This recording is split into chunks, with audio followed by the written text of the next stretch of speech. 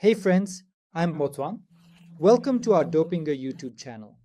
In this video, I'll be talking to you about 8 different methods that we can use to improve our SEO performance and increase our organic traffic. These will be about how we can update our old content by performing content analysis in order to enhance it. Another topic that will be discussed is how we can organize our content in accordance with search intentions and the intents of our keywords. Another subject matter is how we can identify words that have a low competition level and a satisfactory volume of searches. Another topic is how can we identify their authoritarian tendencies. We will also discuss how we can create useful supporting content for our users and how these contents can contribute to SEO efforts. Furthermore, how can we analyze and generate reports using Google Analytics metrics to measure our SEO performance? How can we measure and improve our core Web Vitals values for better website optimization? And we will also discuss the significance of our core Web Vitals in search engine optimization. And finally, in this video, we will be discussing how we can structure internal link strategies that will truly make a serious contribution to all of our methods. To start, we will explore how to update our previous content collectively, and I will provide practical illustrations throughout the process. Currently, as you can see in front of us, there's an open Google Search Console. If any website contents achieved a certain level of performance, or we didn't like their performance, it'd be a mistake to set them aside, focus on new content, ignore the old content, and not give importance to these contents. Enhance SEO performance, make old content more appealing to Google. Answer how to get old content loved by Google. Focus on old content to improve. Ensure old content is appealing to Google for better SEO. While doing this, in this video, we will discuss an example from Google Search Console. We have a good article with solid performance ahead. We have a blog titled How to Make Money on Instagram. In this blog post, we can see that when we filtered the page on some console, it received 5,000 clicks in 3 months and was shown to 500,000 people. Nevertheless, at the bottom, we are able to perceive a comprehensive list of words that our article has obtained clicks or impressions in some way, shape, or form. As you can see, we can see a maximum of 1,000 pieces of data in this table on the console. The data here is what we refer to as real data, data that has been collected by Google, both on the web and through consoles. So, utilizing the question patterns mentioned in this document, employing the words mentioned in this document within the text will generate an extraordinary effect and contribute extraordinary value to our writing. To achieve this, after applying filters to your page in the Google Search Console, integrate any unused words or questions that you have not utilized or mentioned in your text from the tables that appear in front of you during the filtering process. Particularly when it comes to utilizing question patterns as headings in your text, challenge yourself and make use of those questions as subheadings in a way that adds value and enhances the overall user experience. To make it easier, we click on the plus filter, then click on the new filter and select query from this location. After saying query, we will set our query type as not containing this but as a special reg minus. Here we open a parenthesis. What about the ampersand and dash sign? We put the dash sign again. Why? We conclude our parentheses making use of question patterns like where in order to provide clarification. To filter words containing ne, what, nasil, how, neden, why, and nerede, where, using our regex.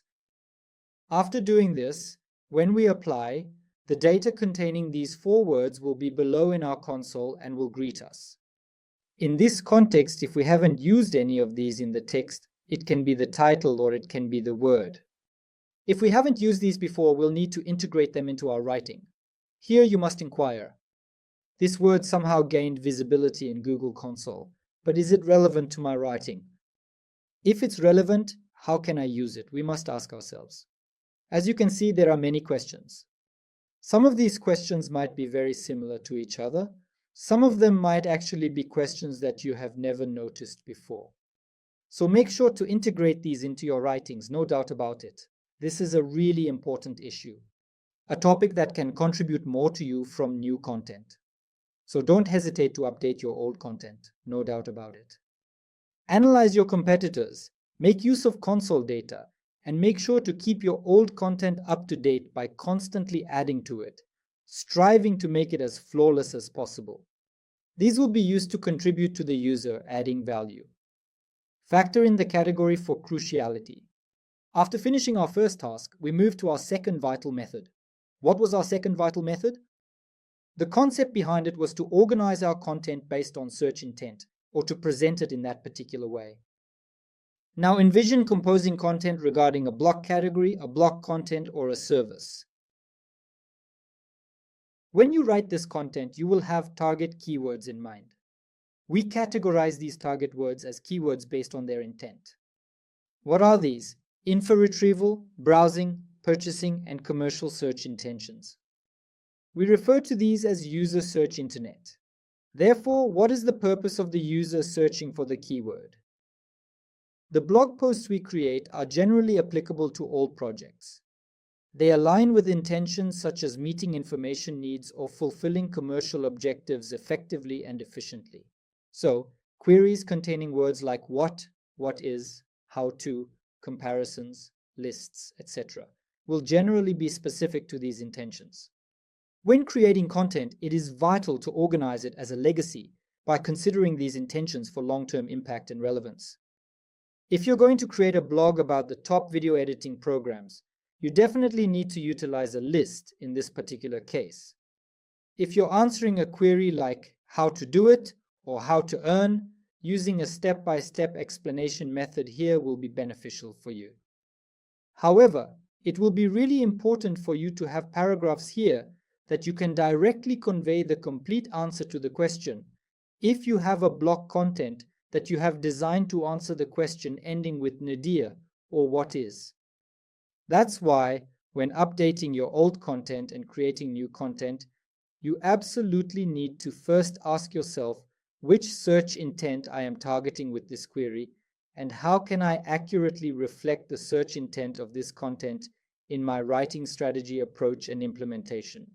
Let's perform a search like this on Google. Let's assume that we have a query such as a to-do list for SEO. When you make this query, Google will essentially bring you questions that explain this topic in a listicle format, listing them one by one. It will yield the outcomes. That is the reason why if you possess articles that comprise of lists, comparisons, and words such as best and incorporate target keywords, you ought to utilize listicles. That makes a lot of sense. Nevertheless, if you intend to write a goal that ultimately ends with the phrase what is, it is crucial to create an introductory paragraph that directly and effectively addresses the question. This will undeniably add substantial value to you, my esteemed friends, and ensure that your goal is well crafted and impactful. If you're referring to a word such as prices as a target, utilizing a table within that text can assist you in standing out more on Google and enhancing your SEO performance. Of course, the same applies when updating your old content. If you have a word in your old content that targets a table, you can embed a table in that content. Or if you have a goal based on a list, you can increase the number of lists in the content and update your writing according to the user's intention. This is one of the methods that will enhance your SEO performance. When attempting to enhance your SEO performance or develop a new plan, the third method we can focus on in order to formulate a more effective strategy will be our target keywords with low keyword difficulty. To identify these, we can make use of tools like Ahrefs, SEMrush, Google Keyword Planner, and take their competition levels as a reference for ourselves. What is the level of competition? The competition level is an estimated score that is determined by taking into consideration the competition of a keyword and the competitors of a target keyword, my friends. Typically scored out of 100, or can be displayed as high, medium, or low in Google Keyword Cleaner tool. For example, right now we searched for a WordPress SEO-based keyword on Ahrefs. We searched for this word in Turkey location, and as you can see in Ahrefs, we have a column called KD. When we look at it in terms of KD, the columns continue as 36856. In addition, we also have a section called Hasim. As you can see, a high volume doesn't always indicate high keyword difficulty. If you are a new site operating a low-budget project, you have the opportunity to achieve faster rankings in keywords with low difficulty levels. That is the reason why, when conducting this type of analysis, it is advisable to examine the ratio between volume and keywords, uncover your potential, and formulate a plan accordingly. For example, if you're a new website, there will be a significant difference between targeting the keyword WordPress SEO and targeting SEO for WordPress when it comes to SEO. Additionally, in relation to volume, the return is lower. Why? This is due to the fact that in the SEO efforts for the keyword SEO for WordPress, our competitors may be more formidable. However, we can surpass our competitors by producing higher quality content with less effort in a keyword like WordPress SEO. Therefore, as a third method, it will be more advantageous to concentrate on keywords with both keyword volume and keyword difficulty while updating your old checks and planning a new project, which have the potential for a rise in lower difficulties or have a significant volume that can contribute to your success. Another strategy to enhance our SEO performance is to acquire backlinks from sources with high authority and credibility. Although Google may not acknowledge it, when we analyze the websites on the SERP, we can observe that the performance of backlinks is extremely significant. We can see that sites with a high-quality link network are more easily highlighted. To analyze this, we're using Ahrefs again. As you can observe on Ahrefs, we are currently in the process of reviewing a summary of the website ahrefs.com. When analyzing ahrefs.com here, we can observe that it has obtained 3.9 million links from 84K different domains. Not all of these links mean quality. First, identify your competitors in the keyword you are targeting in order to detect authoritative links here. Afterwards, take a look at the backlink profiles of these competitors. Where did they get backlinks from? Can you allocate a budget for this? So, what steps do I need to take to get backlinks for free from here? Type of comm needed? Focus on these. However, there's another tactic that's tougher in our country, though more common worldwide. By producing high-quality content, you have the ability to obtain references from other websites. However, it is quite challenging to make progress in Turkey. It is going to be extremely tough to figure this out. That is why you really need a strong network in order to be able to successfully accomplish this task. One of the most crucial aspects that we need to pay attention to when examining our competitor is the number of different websites that have been linked from that URL or domain in question. For instance, there is a link circulating from wordcount.com. However, wordcount.com is affiliated with two distinct websites. So it is a website that provides only a few links and the quality is extremely high in this place. However, you also need to ask yourself this question: is there any connection between this site I got the link from and my target site? Is it highly relevant or completely irrelevant? If you are able to obtain a link from a highly relevant website in an authoritative manner, you will have accomplished a very successful task.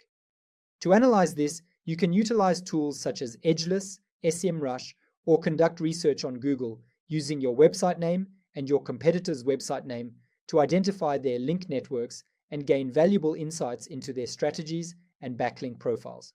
When searching for the format link to rival domain, you will be able to see the links that have connected to the rival domain here on this page of the search results. Certainly they will be providing us with these, except for their secret weapon. This is one of the methods that are free. However, it is not highly effective. It is not as effective as Ahrefs or Semrush. Therefore, if you wish to perform a competitor analysis, you absolutely need to utilize this type of tool, my acquaintances. Having authoritarian expectations will truly make you stand out and greatly enhance your SEO performance in a remarkable way. Okay people, today on our Dopinger channel, we attempted to explain to you a few methods and techniques to enhance your SEO performance. We tried to show these in a practical way, and that's how we've come to the end of our first video where we explained SEO methods. In our second video, we'll be back with 4 different topics again. How can you improve your SEO performance? How can you get better traffic? Make sure to follow us and don't forget to learn this. Take care of yourself.